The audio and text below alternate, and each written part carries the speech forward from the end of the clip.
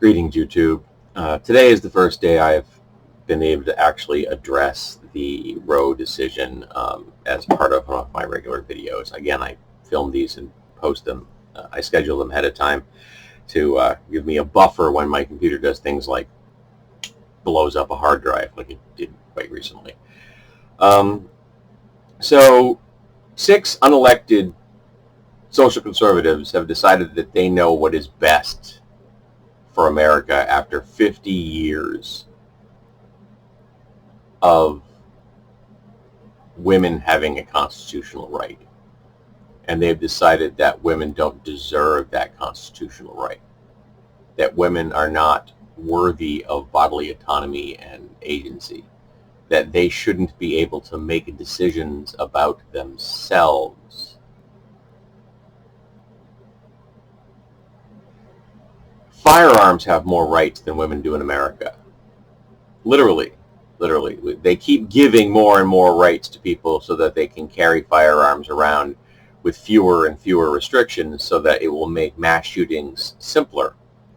Some guy recently was stopped by police and because he was walking around with a semi-automatic firearm, a full-on battle rifle, ammo, the whole 9 yards. I think he had a couple of pistols on him as well. And because of the laws in his state, it was just perfectly legal. He was making a lot of people very nervous. But in the course of the conversation, the cops were able to discover that he was carrying brass knuckles, which were illegal where he lives. So they were able to arrest him for brass knuckles.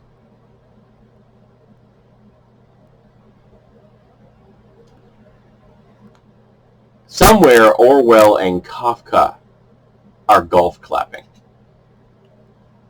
because our timeline has outdone anything they could have conceived of.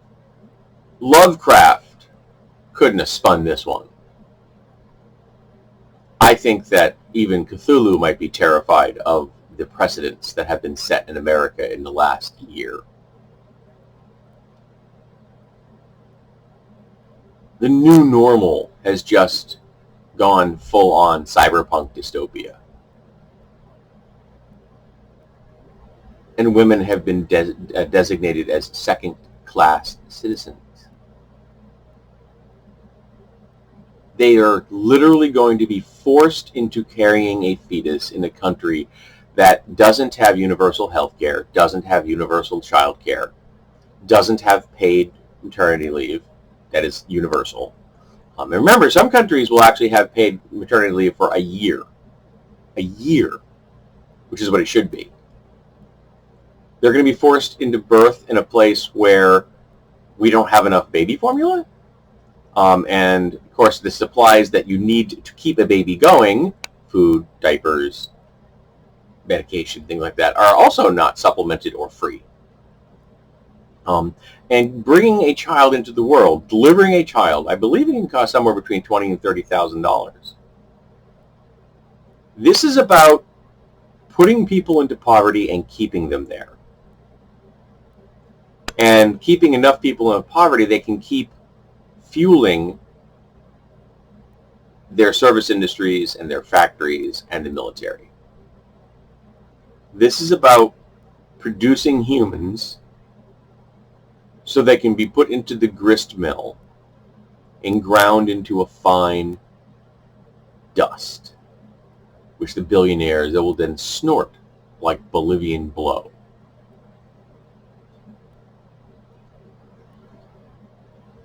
I'm at a loss for words here. I really am. When I heard the decision, my stomach dropped like a rock. It was like someone just told me, "You're fired," or "Someone you love is dead." Suddenly my world just began to collapse when I realized what this all meant.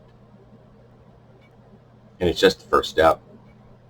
They'll come after same-sex marriage. They'll come after contraception. They'll come after interracial marriage. They're going to come after it all. Because they can.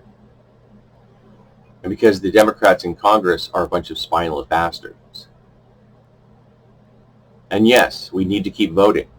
But the people that we put into power need to keep doing something. They had 2 years. They could have changed all the changes in the world that we needed. 2 years. They had all the time in the world, just like they did during the Obama administration.